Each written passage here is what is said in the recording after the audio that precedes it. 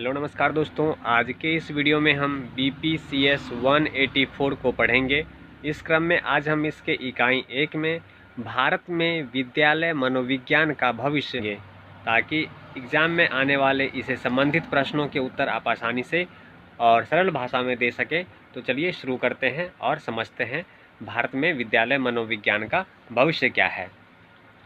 उससे पहले अगर आप चैनल पर नए हैं तो चैनल को सब्सक्राइब अवश्य करें, साथ में बने बेल आइकन को भी क्लिक करें ताकि ऐसी महत्वपूर्ण वीडियो लगातार आपको मिलती रहे। तो उम्मीद है आपने चैनल को सब्सक्राइब कर लिया होगा। तो चलिए शुरू करते हैं आज के इस टॉपिक को। जब हम भारत में विद्यालय मनोविज्ञान की भविष्य की बात करते हैं तो हम इसके विस्तार पाने में जो कुछ हमें खामियां दिख रही हैं, जो त्रुटियां नज़र आती हैं, पहले हम उसकी बात कर लेते हैं। इस क्रम में हम देखें तो कुछ संगठन है जो विद्यालय मनोविज्ञान के स्तर को सुधारने और इसके उन्नति का प्रयास कर रही है। इसी क्रम में हम देखें तो INSPA जैसे कुछ संगठन हैं जिन्हें चाहिए कि विद्यालय मनोविज्ञान के जो आवश्यक स्तरीय आकलन हैं तथा उसके शिक्षण और प्रशिक्षण के लिए जो कार्य किए जाने हैं उस दिशा में, उसके विकास में काम करें। भारत एक विविधता वाला देश है और यहाँ अनेक संस्कृतियों के साथ 22 भाषाओं में कामकाज होता है। अगर हम इसकी सुधार की बात करें तो भारत में विद्यालय मनोविज्ञान परिषद की स्थापना किया जाना बहुत ही आवश्यक है, जो विश्वविद्यालय में विद्यालय मनोविज्ञान के व्यावसायिक परीक्षण संबंधी विशिष्ट नियमों का विकास कर सकें। इसी प्रकार हम आगे देखें तो इस क्षेत्र में विकास के लिए नैतिक निर्देशों की व्याख्या किया जाना बहुत जरूरी है। साथ ही योग्यता प्राप्त विद्यालय मनोविज्ञान पेशेवरों को लाइसेंस जारी करने की जो प्रक्रिया है वह आरंभ करना अति आवश्यक है, जो विद्यालय मनोविज्ञान के स्तर में सुधार की ओर काफ़ी महत्वपूर्ण कदम होगा। वहीं देखें तो विद्यालय मनोविज्ञान नैदानिक उपयोग के बारे में जानकारी उत्पन्न करने के लिए यह जरूरी है कि क्षेत्र में अनुसंधान पर विशेष रूप से जोर दिया जाए। विद्यालय मनोविज्ञान के जो मनोवैज्ञानिक है उनके कार्य को और कुशलता से करने के लिए आवश्यक है कि काफ़ी उसमें सुधार किया जाए, उसमें गहन शोध किया जाए ताकि उनके कौशल को और उत्कृष्ट बनाया जा सके, ताकि वे अपने कर्तव्य को पूरा कर सकें। वर्तमान स्थिति यह है कि विद्यालय मनोविज्ञानी किसी न किसी विद्यालय में अपनी परामर्शीय सेवाएं प्रदान करते हैं। हालांकि भविष्य में मानसिक स्वास्थ्य संस्थानों, निजी क्लिनिकों तथा अस्पतालों में विद्यालय मनोविज्ञानी तथा परामर्शदाता पदों का सृजन किया जा सके। तो इस प्रकार से भविष्य के लिए भी कुछ ऐसे कदम हैं जो अभी उठाने होंगे ताकि भविष्य में विद्यालय मनोविज्ञान तथा परामर्शदाता पदों का सृजन किया जा सके। इसमें हम आगे देखें तो भविष्य में बहुत ज़रूरी है कि विद्यालय मनोविज्ञान अपने में एक बड़ा परिवर्तन लाए तथा विद्यालयों के मानसिक स्वास्थ्य संबंधी जो समस्या है उनका समाधान करते हुए जो वहाँ के सामुदायिक आधार है, जो उनका विश्वास है, उसे प्राप्त कर सकें। इस बात को ध्यान में रखते हुए विद्यालय मनोवैज्ञानिकों को व्यापक रूप से अपनी सेवाएं देनी चाहिए। बच्चे के विकास में विद्यालय, घर और समुदाय की परस्पर सहयोगी भूमिका होती है। अगर हम देखें तो बच्चे के विकास में विद्यालय, घर और जो समुदाय होते हैं उनकी सभी की मिलीजुली परस्पर सहयोगी भूमिका होती है। इसके साथ ही विद्यालय मनोवैज्ञानिकों की भूमिका तथा महत्व को विद्यालय के अन्य जो पेशेवरों की तुलना में अलग हटकर देखा जाना चाहिए।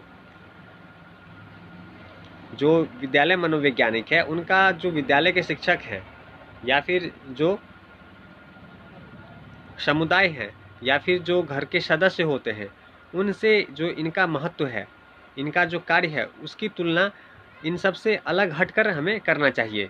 बच्चों से जुड़ी समस्याओं के समाधान खोजते समय शिक्षक विद्यालय विज्ञानियों से अव्यवहारिक अपेक्षा रखने लगते हैं। बच्चों के बारे में सामने आने वाली ऐसी समस्याओं की जानकारी भी शिक्षक नहीं देते और जिन पर तुरंत ध्यान देने की ज़रूरत होती है। जो विद्यालय विद्यालय मनोवैज्ञानिक होते हैं तथा जो शिक्षक होते हैं, दोनों के कार्यों में काफ़ी भिन्नता होती है। अक्सर हम देखते हैं कि जो विद्यालय के शिक्षक होते हैं, विद्यार्थी के अंदर कुछ ऐसी कमी दिखती है जिसका समाधान तुरंत होना चाहिए, पर उस पे विशेष रूप से वे ध्यान नहीं दे पाते। तो इस तरह की समस्याएं हैं। इस वजह से भी भारत में विद्यालय मनोवैज्ञानिकों की अति आवश्यकता है, बहुत ही आवश्यकता है कह सकते हैं, क्योंकि विद्यालय के प्रधानाचार्य तथा प्रबंधकों को यह जानकारी नहीं होती कि विद्यालय मनोवैज्ञानिकों की सेवा का अतिरिक्त लाभ कैसे उठाएं। अतः वे उसे अन्य अध्यापकों की तरह ही सामान्य शिक्षक मान लेते हैं। इस तरह उनके स्तर को कम करके आंका जाता है। एक और परेशानी है भारत में जो देखने को मिलती है, जो विद्यालय के प्रधानाचार्य या प्रबंधक होते हैं, वे अन्य शिक्षकों की तुलना में ही विद्यालय मनोवैज्ञानिकों को भी देखते हैं और उन्हें यह जानकारी या इतना इस प्रकार के प्रशिक्षण प्राप्त नहीं हुए होते कि वे इन दोनों के कार्यों में जो अंतर है और दोनों में जो जिम्मेवारी है इसको समझ सके। इस अभाव के कारण, इस प्रशिक्षण, इस जानकारी के अभाव के कारण वे जो हैं विद्यालय मनोवैज्ञानिकों की जो वो लाभ प्राप्त कर सकते थे वे नहीं कर पाते। इसी प्रकार हम देखें तो विद्यालय प्रबंधक, प्रशासन, शिक्षक, अभिभावक तथा बच्चे सभी का सहयोग तथा आपसी समय का इस्तेमाल हो तो विद्यालय मनोविज्ञानी की योग्यता व अनुभव का अधिकतम लाभ जो है उठाया जा सकता है। विद्यालय मनोविज्ञान का अधिकतम लाभ जो है हम तब उठा सकते हैं जब शिक्षक विद्यार्थी के अंदर कोई गुण या अवगुण देखे तो उसके बारे में विद्यालय मनोवैज्ञानिकों को बताएं। इसी प्रकार जो अभिभावक हैं उन्हें लगता है कि उनके बच्चे के अंदर कुछ कमी है या कुछ परेशानी दिख रही है तो वे चीज़ विद्यालय मनोवैज्ञानिक को बताएं। जो प्रबंधक हैं, विद्यालय के प्रशासन हैं, वे अगर कुछ बच्चों के अंदर कुछ ऐसे विकार देखते हैं, कमी देखते हैं जिसका उपचार करना अति तत्कालीन जरूरत होती है तो इसके बारे में विद्यालय मनोवैज्ञानिकों को इसके बारे में बताएं। इस प्रकार की जो जागरूकता की जो भावना है वह सभी लोगों के अंदर होनी चाहिए, तभी जा कर के हम विद्यालय मनोवैज्ञानिकों की योग्यता का, अनुभव का हम अधिकतम लाभ जो है सो उठा सकते हैं। इस प्रकार के जो सामूहिक और परस्पर सहयोगी भावना से कार्य करते हुए हम विद्यालय में बच्चों के मानसिक स्वास्थ्य में महत्वपूर्ण सुधार ला सकते हैं। तो ये सब कुछ कार्य हैं जो विद्यालय मनोवैज्ञानिकों के सहयोग से हम उठा सकते हैं। और इस सब कारण से भी हम कह सकते हैं, समझ गए होंगे आप कि इस सब कारण से भारत में विद्यालय मनोविज्ञान की आवश्यकता बहुत ही अधिक है। तो इस प्रकार से आज हमने भारत में विद्यालय मनोविज्ञान की आवश्यकता और महत्व को समझा, पढ़ा। उम्मीद है आपको यह वीडियो और यह टॉपिक आसानी से समझ में आ गया होगा। इसे 1 से 2 बार देखें और अच्छे से आपकी समझ इस विषय पर बन जाएगी, ताकि एग्जाम में अगर इससे संबंधित प्रश्न पूछे जाते हैं तो आप उसके उत्तर दे सकें। तो ऐसे महत्वपूर्ण प्रश्न के साथ हम लगातार मिलते रहेंगे। चैनल को सब्सक्राइब कीजिए। वीडियो देखने के लिए आपका